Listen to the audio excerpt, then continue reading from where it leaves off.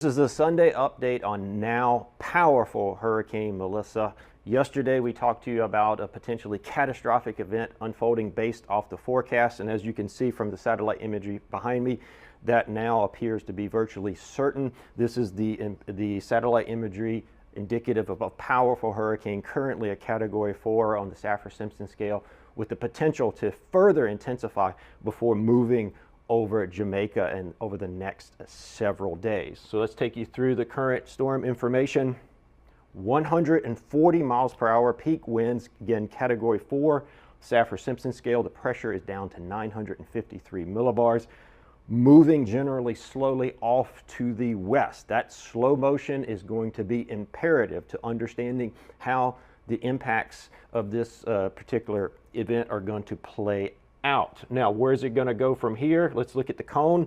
Generally just drifting slowly west over the next day before on Monday gradually turning north and then moving over Jamaica, where it now seems virtually certain that the core of a powerful hurricane is going to move over Jamaica on a Tuesday. And not only that, the slow motion is going to mean those hurricane conditions, potentially major hurricane conditions, are going to sit or occur over the island for in excess of 24 hours, and the tropical storm conditions could linger for 2 to 3 days.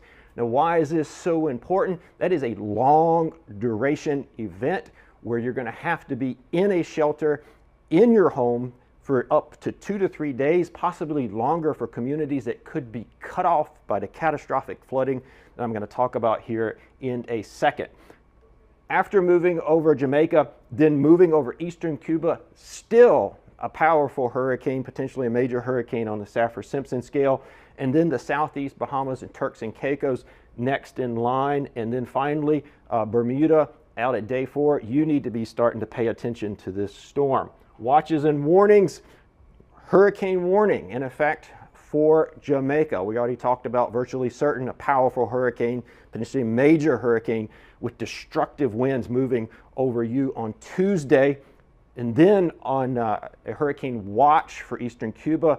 That watch could be upgraded to a warning later today. And then for the southeast Bahamas, Turks and Caicos, you may need a hurricane watch as well later today. But the story here is really about the rain. You've heard us talk about this all week. I cannot emphasize this enough. This amount of rain, so what you're looking at here over the eastern portion of Jamaica, is rain potential in excess of 3 feet. Let me say that again. Potential rainfall amounts in excess of 3 feet over heavily mountainous terrain.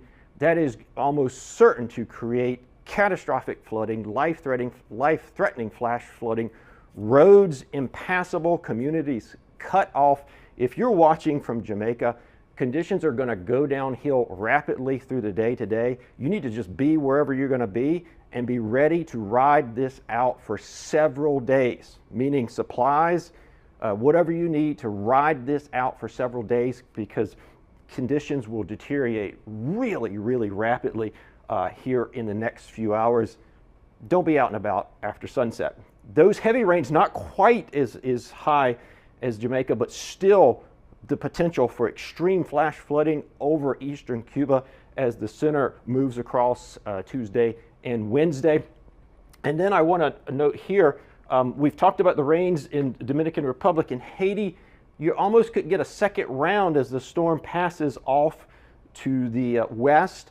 The storm has had a sort of lopsided, if you will, where the heavy rains have been off to the east. That's probably going to continue, and so you could still see these outer rain bands infecting Haiti and the Dominican Republic early in the week as it passes off to the west.